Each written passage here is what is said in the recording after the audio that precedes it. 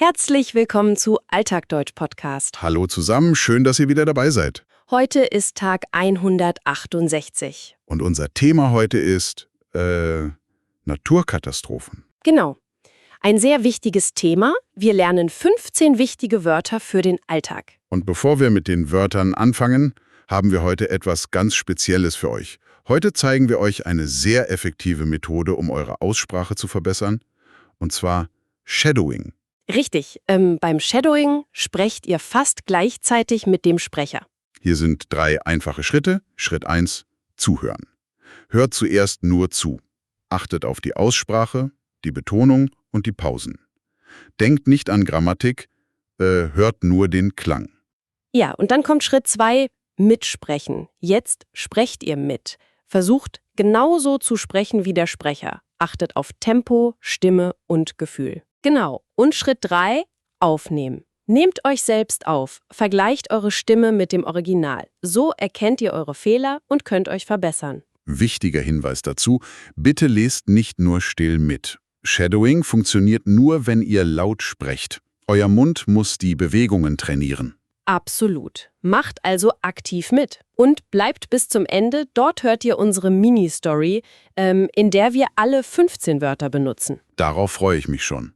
Also lass uns direkt mit dem ersten Wort starten. Das ist das Epizentrum. Das Epizentrum, genau. Auf Englisch ist die Übersetzung Epicenter. Das ist quasi der genaue Ort auf der Erde, wo ein Erdbeben beginnt. Richtig, also der Ursprung. Ein guter Beispielsatz für den Alltag wäre: Das Epizentrum des Erdbebens war weit draußen im Meer. Ah, okay. Ja, das hört man oft in den Nachrichten. Wenn das Epizentrum im Meer ist, gibt es oft eine große Welle. Ganz genau. Und wenn so ein Erdbeben passiert, dann spürt man vorher oft etwas. Das bringt uns direkt zu Wort Nummer 2, die Erschütterung. Die Erschütterung.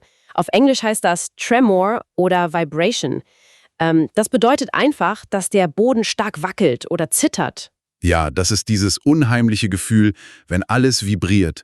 Ein Beispielsatz: Wir haben eine leichte Erschütterung gespürt, bevor das Beben richtig anfing. Oh, wow. Ja, ich stelle mir das wirklich beängstigend vor. Also die Erschütterung. Absolut.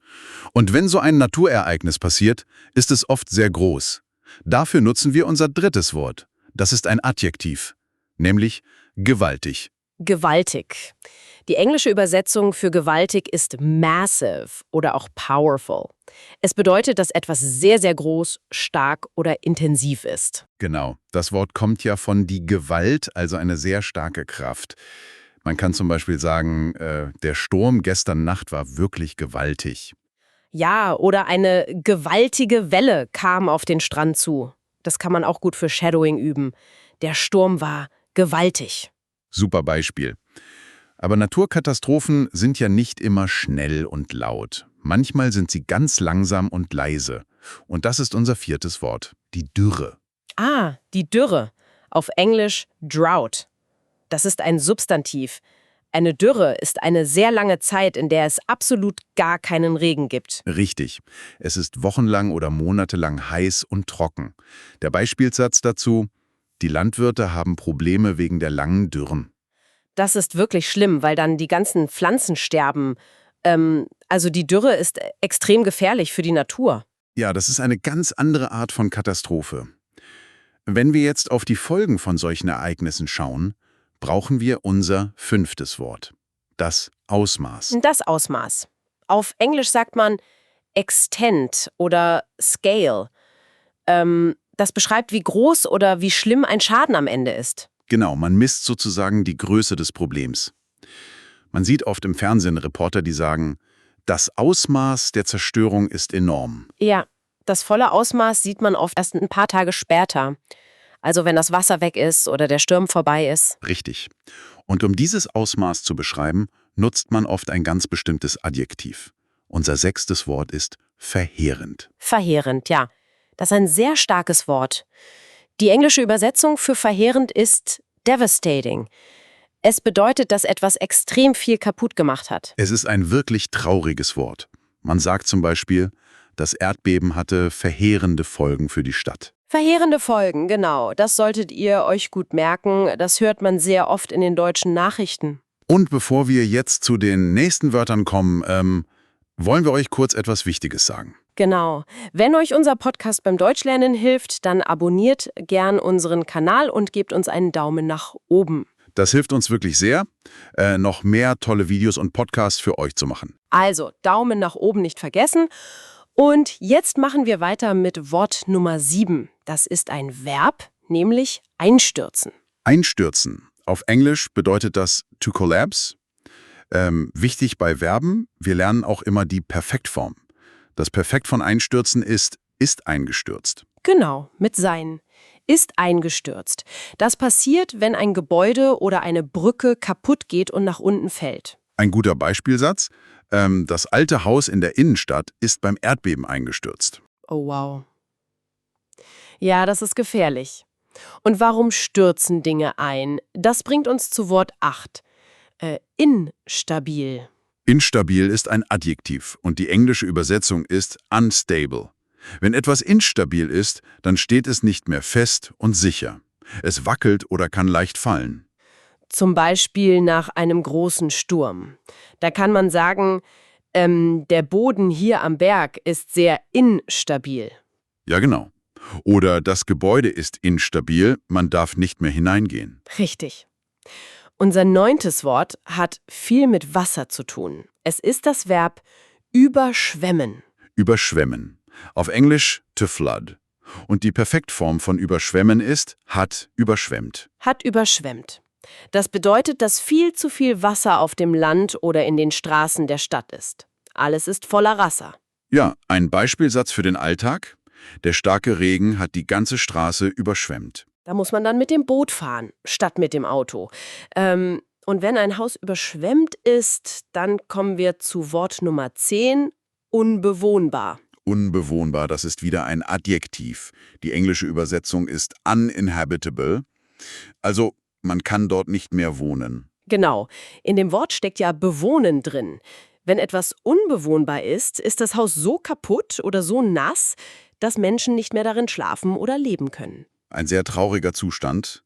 Der Satz dazu: Nach dem Feuer war die Wohnung leider komplett unbewohnbar. Und die Menschen, die in dieser unbewohnbaren Wohnung gelebt haben, für die haben wir auch ein Wort. Wort Nummer 11, das Adjektiv betroffen.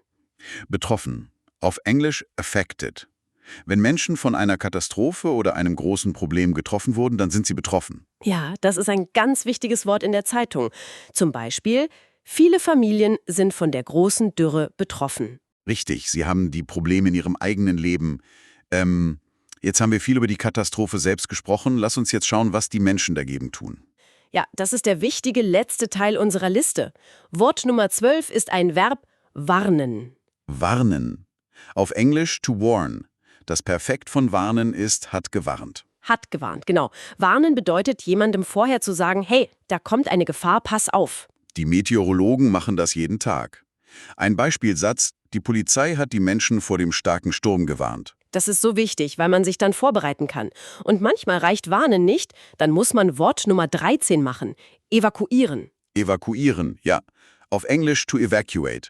Das Perfekt ist hat evakuiert. Hat evakuiert. Das bedeutet, man bringt die Menschen aus einem gefährlichen Gebiet schnell an einen sicheren Ort. Also, man verlässt das Haus. Ein Beispiel: Die Feuerwehr hat das ganze Dorf evakuiert, bevor das Wasser kam.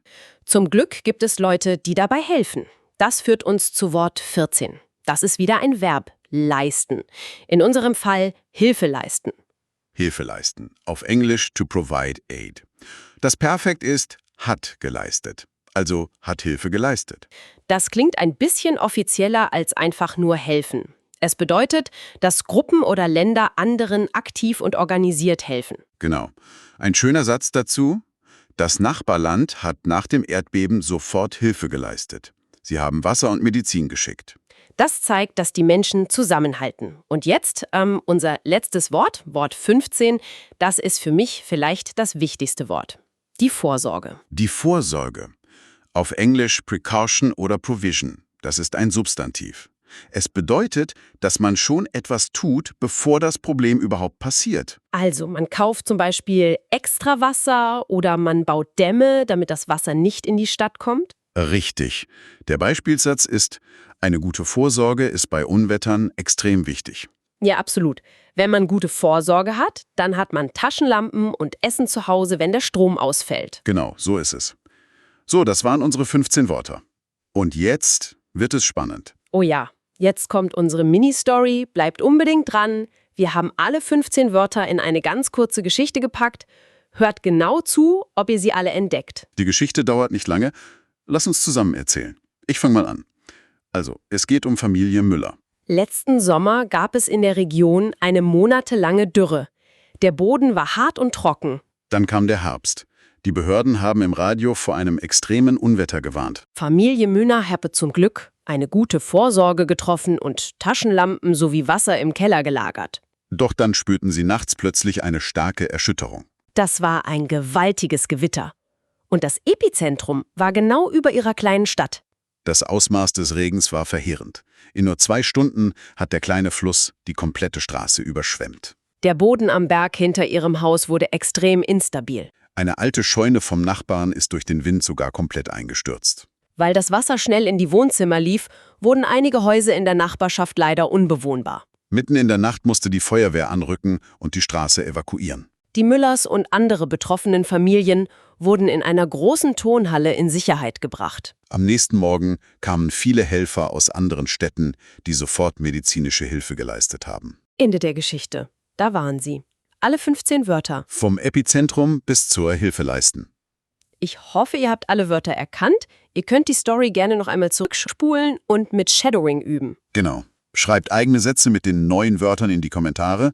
Wir lesen sie uns alle durch und korrigieren sie gerne. Abonniert den Kanal und gebt einen Daumen nach oben. Das unterstützt unsere Arbeit sehr. Und morgen wird es auch wieder sehr spannend. Morgen sprechen wir über... Kulturvergleich. Darauf freue ich mich schon sehr. Vielen Dank fürs Zuhören. Bis morgen bei Alltagsdeutsch Podcast. Tschüss und einen schönen Tag noch.